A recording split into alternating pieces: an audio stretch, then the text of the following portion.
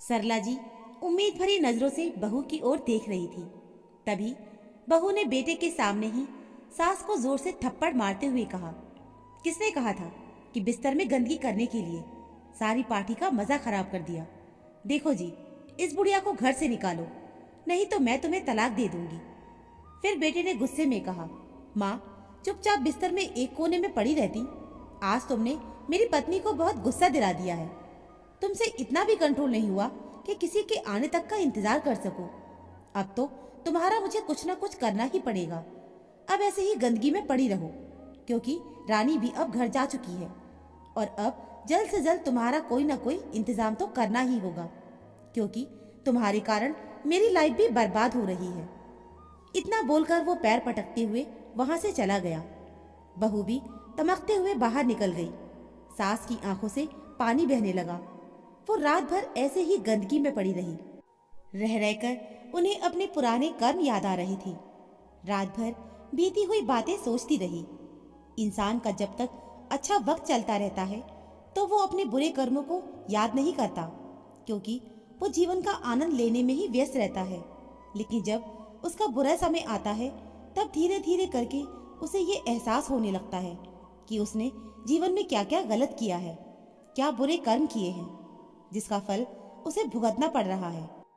आज रह रहकर उनकी आंखों के सामने अपनी बड़ी बहू मालती का चेहरा याद आ रहा था। उनका बड़ा बेटा मयंक बहुत ही हंसमुख लड़का था। शुरुआत से ही मयंक की माँ सरला जी को बड़ा घमंड था कि उन्होंने 2 बेटों को जन्म दिया है। उन्हें लगता था कि उनका जीवन बहुत सुख से कटेगा, आगे चलकर उनकी खूब सेवा भी होगी। लेकिन जब बड़े बेटे मयंक की शादी मालती से हुई तो उनके मन में असुरक्षा की भावना घर कर गई थी कि बहू कहीं उनके बेटे को उनसे दूर ना कर दे। इसलिए वो शुरुआत से ही बहू की लगाम खींच कर रखने लगी। वो बहू के छोटे छोटे काम में नुक्स निकालने लगी थी ताकि उसका मनोबल टूट सके। वो उसे दिन रात बहुत कोसती रहती थी, तरह तरह के ताने मारती थी, जिससे कि मालती के मन में भी अब सास के लिए इज्जत नहीं रह गई थी और वो भी पलटकर सास को जवाब देने लगी थी। इसी बीच एक दिन बारिश के मौसम में मयंक को पकौड़े खाने का मन किया। उसने मालती से कहा कि तुम गर्मा गर्म पकौड़े तल दो, मैं घर के पीछे वाले बगीचे से धनिया पुदीना तोड़कर ले आता हूँ, फिर चटनी भी बना देना। वो छाता लेकर घर के पीछे चला गया। बारिश बहुत तेज थी। मालती ने पकौड़े का पूरी तैयारी कर ली और थोड़ी ही देर में पकौड़ों की खुशबू से पूरा घर महक उठा था। लेकिन पकौड़े पूरे बनकर तैयार हो गए थे और अभी तक उसका पति वापस नहीं आया था, तो उसका जी थोड़ा घबराने लगा। उसने रसोई के पीछे वाली खिड़की को खोल कर देखा तो वहां पर उसे मयंक दिखाई नहीं दिया। फिर वो दूसरा छाता लेकर घर के पीछे वाले बगीचे में गई तो वहां वो देखकर सन्न रह गई कि मयंक एक और जमीन पर गिरा पड़ा हुआ था। ये दृश्य देखकर उसकी जान ही निकल गई। वो चीख पड़ी, लेकिन बारिश के कारण कोई उसकी चीख सुनने वाला नहीं था। वो भागते हुए घर के भीतर आई। उसने अपने देवर और सास को बताया तो वो लोग भी भागते हुए वहां पर पहुंचे। मयंक को सांप ने काट लिया था और उसका पैर बिल्कुल नीला पड़ चुका था। उसे लेकर हॉस्पिटल जाया गया, लेकिन तब तक बहुत देर हो चुकी थी।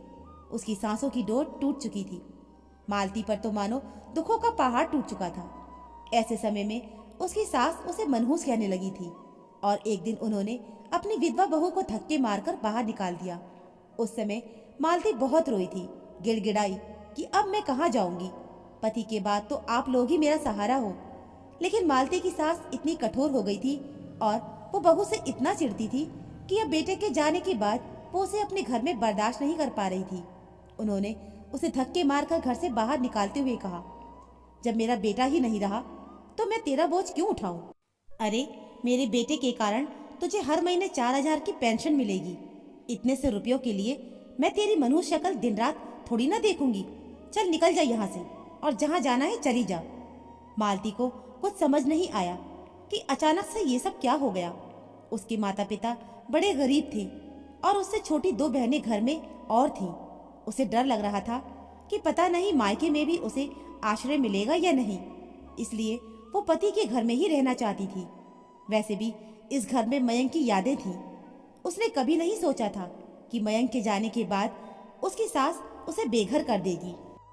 जब लाख गिड़गिड़ाने पर भी उसकी सास नहीं मानी तो उसके दिल से एक आह निकली और उसने रोते हुए कहा, माँ जी, जिस तरह आज आप मुझे बेघर कर रही हैं, उसी तरह आपको भी कभी बेघर होने का दर्द झेलना ना पड़े, तब आपको पता चलेगा। इतना कहकर वो वहां से चली गई। अब मालती की सास अपने छोटे बेटे की शादी करवाने के पीछे पड़ गई, क्योंकि वो घर के काम करना नहीं चाहती थी। लेकिन छोटा बेटा मनीष मयंक की तरह नहीं था। उसने पढ़ाई लिखाई भी ठीक से नहीं की थी और वो कोई काम भी नहीं करता था, इसलिए उसके लिए कोई अच्छा रिश्ता भी नहीं मिल रहा था। मनीष की माँ परेशान हो गई थी। अब वो उसे भी कोसने लगी थी कि तुम ढंग से कोई काम करो तो तुम्हारी शादी हो, जिंदगी भर क्या मेरी पेंशन पर ही चलते रहोगे। इस बात से मनीष अपनी माँ से बहुत चिढ़ने लगा था। अब कोई भी हो, कटु वचनों को सुनकर वो ज्यादा दिनों तक सामने वाले का सम्मान थोड़ी ना कर पाता है। इस तरह उन्होंने अपने छोटे बेटे से भी अपने रिश्ते को बहुत बिगाड़ लिया था। माँ के तानों से तंग आकर आखिरकार एक दिन वो गांव छोड़कर कमाने के लिए शहर चला गया। उसकी माँ बहुत खुश हुई और सोचने लगी कि अब तो मनीष की कोई अच्छी नौकरी मिल ही जाएगी। समय बीता और एक दिन मनीष अपनी पत्नी को लेकर गांव आया। मनीष ने अपनी माँ से बिना बताए शहर की एक लड़की काव्या से शादी कर ली थी। ये सब देखकर वो स्तब्ध रह गई थी, लेकिन अब मनीष ही उनका एकमात्र सहारा था, तो वो खामोश हो गई थी। उनकी बहू ने घर देखते ही नाक मुंह बनाते हुए कहा कि मैं यहाँ एक रात भी नहीं रुकने वाली, मुझे आज ही अपने घर वापस जाना है। मनीष कहने लगा, हाँ डार्लिंग, लेकिन माँ को भी हमें साथ लेकर चलना पड़ेगा। उसके बाद हम ये घर बेच देंगे और शहर में बढ़िया सा घर खरीद लेंगे। उसकी पत्नी काव्या अपने माता पिता की इकलौती संतान थी। उसके पिताजी इस दुनिया में नहीं थे और माँ बीमार रहती थी। वो उसी कंपनी में काम करती थी जहाँ पर मनीष काम करता था। वहीं पर दोनों की मुलाकात हुई और दोनों एक दूसरे को पसंद करने लगे। अब दोनों ही थोड़े स्वार्थी और लालची किस्म के थे। छोटी बहू अब अपनी सास की सेवा करने का दिखावा करने लगी, जिससे कि उसकी सास खुश हो गई। सप्ताह भर के अंदर ही वो लोग माँ को लेकर शहर चले आए थे। वो लोग माँ से बहुत मीठा व्यवहार करते थे, तो मनीष की माँ को लगने लगा कि अब उनके सुख के दिन आ गए हैं। फिर बेटे ने शहर में घर लेने की बात कहकर गांव वाला घर बेच दिया और अपनी पत्नी के नाम से शहर में घर खरीद लिया। कुछ दिनों तक तो सब कुछ बहुत बढ़िया चल रहा था। मनीष और उसकी पत्नी मिलकर ऑफिस जाते थे। पीछे से माँ घर पर अकेली रह जाती थी, तो फिर उन्हें अपने बेटे बहू की आजादी चुभने लगी। अब वो जिद करने लगी कि बहू जॉब छोड़ दे और घर पर बैठे, लेकिन काव्या अपनी आजादी में बाधा पहुंचते देखकर सास से झगड़ा करने लगती थी। घर में एक बार फिर से तनाव का माहौल बनने लगा था। रिश्तों की कड़वाहट बढ़ती ही जा रही थी, क्योंकि कोई भी किसी से कम नहीं था। इसी बीच एक दिन मनीष की माँ को लकवा मार गया। अब तो हालात बद से बदतर हो चुके थे। बेटा बहू सुबह सवेरे ऑफिस के लिए ही निकल जाती थी और पीछे से वो घर पर अकेली रह जाती थी। बीच में जब नौकरानी रानी 1-2 घंटे के लिए आती थी तो वो उन पर तरस खाकर उनके पर्सनल काम कर दिया करती थी, उनकी थोड़ी साफ सफाई कर दिया करती थी। ऐसे ही उनकी जिंदगी कट रही थी। अब तो उनकी बोलती भी बंद हो चुकी थी। वो बड़ी मुश्किल से चंद शब्द ही कह पाती थी और बिस्तर पर पड़े पड़े उनकी जिंदगी कट रही थी। बेटा बहू घर में पार्टियां करते थे, बाहर घूमने जाते थे। कोई भी उनसे कुछ मतलब नहीं रखता था। बस किसी तरह उन्हें 2 वक्त का खाना मिल जाता था। लाख तबीयत खराब होने के बावजूद कोई भी उनकी देखभाल करने के लिए उनके पास नहीं आता था। अब बिस्तर पर पड़े पड़े उन्हें अपने पुराने कर्म याद आते थे, बुरा व्यवहार याद आता था, लेकिन वो तो खामोशी से अब अपनी सजा भुगतते जा रही थी। आज घर में बेटे बहू की शादी की सालगिरह की बहुत बड़ी पार्टी रखी गई थी। सुबह से सब लोग पार्टी की तैयारी में व्यस्त थे, तो कोई उनके कमरे में झांकने तक नहीं आया था। उनकी तबीयत ठीक नहीं थी, उनका पेट खराब हो गया था और घर की नौकरानी भी काफी समय से उनके कमरे में नहीं आई थी। पार्टी शुरू होने से थोड़ी देर पहले ही वो अपने घर चली गई, क्योंकि उसके बच्चे की तबीयत खराब हो गई थी। इधर मनीष की माँ के पेट में जोर से दर्द होने लगा था। थोड़ी देर में उनका डायपर गंदा हो चुका था। वो बेटे बहू को आवाज लगाने की कोशिश कर रही थी, लेकिन उनकी दबी हुई सी आवाज कमरे से बाहर नहीं निकल पा रही थी। तब बड़ी मुश्किल से अपने दाहिने हाथ से धक्का मारकर उन्होंने पास पड़े हुए टेबल पर से पानी का गिलास नीचे गिराया, तो बहू गुस्से में तमतमाते हुए कमरे में आई और कहने लगी कि आप हमें चैन से जीने दोगी या नहीं।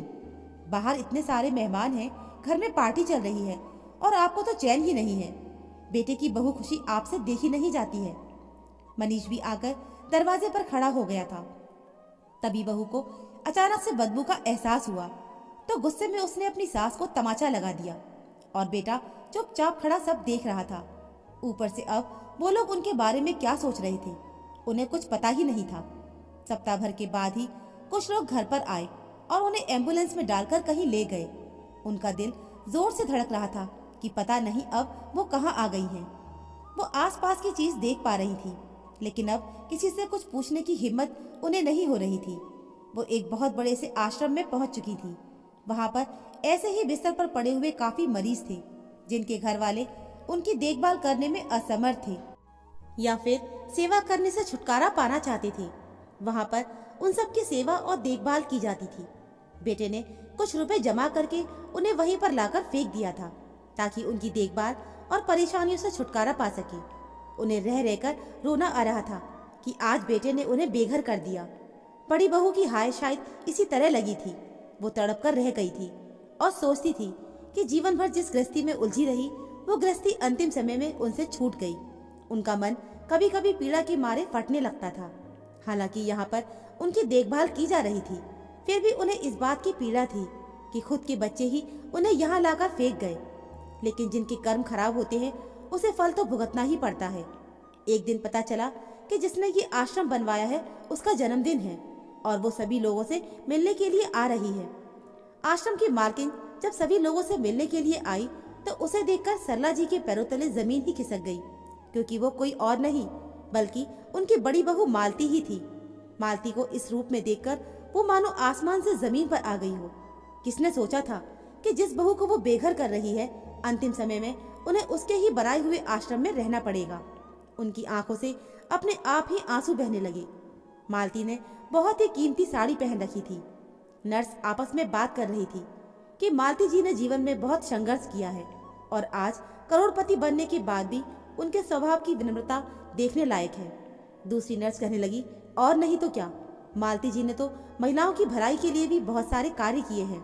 पहले तो इन्होंने छोटे स्तर पर अचार बनाने का काम शुरू किया, फिर ये बहुत सारी बेसहारा महिलाओं को रोजगार देने लगी और इनका काम इतना बढ़ गया कि आज इन्होंने बेघर और बेसहारा लोगों के लिए ये आश्रम बनवा दिया है। यहाँ पर बेसहारा औरतों को काम मिलता है। वो बुजुर्गों की देखभाल करती हैं और बुजुर्ग जो कुछ भी कर पाने में असमर्थ हैं उन्हें भी सहारा मिल जाता है। इस आश्रम में छोटे बच्चे भी हैं। देखा जाए तो ये एक प्यारा सा घर है जहाँ पर हर उम्र के लोगों को सहारा दिया जाता है। नर्स की बातें सुनते सुनते सरला जी का शरीर ठंडा पड़ने लगा था। उनका पूरा शरीर कांप रहा था और वो बस यही सोच रही थी कि इंसान की किस्मत में जो होता है वो उसे मिलता है, उसे कोई बदल नहीं सकता। हाँ, किसी के बुरे समय में बुरा व्यवहार करके इंसान अपने कर्म जरूर खराब कर लेता है और इस कर्म के अनुसार उसकी किस्मत भी खराब हो जाती है। सरला जी की सांस धीमी पड़ने लगी थी। तुरंत ही डॉक्टर को बुलाया गया, लेकिन उनके प्राण पखेरु उड़ चुके थे और वो अपनी सजा भुगत कर इस दुनिया से जा चुकी थी। जिस बहू को उन्होंने बेघर किया था आज उसके जीवन में कोई कमी नहीं थी, मगर सरला जी को तो कष्ट ही कष्ट भुगत कर इस दुनिया से जाना पड़ा।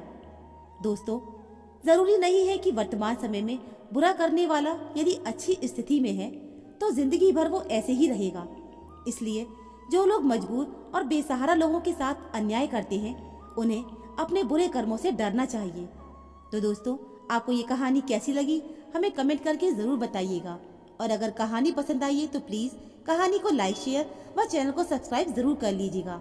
तो मिलते हैं फिर एक नई कहानी के साथ। कहानी सुनने के लिए आप सभी का बहुत बहुत धन्यवाद।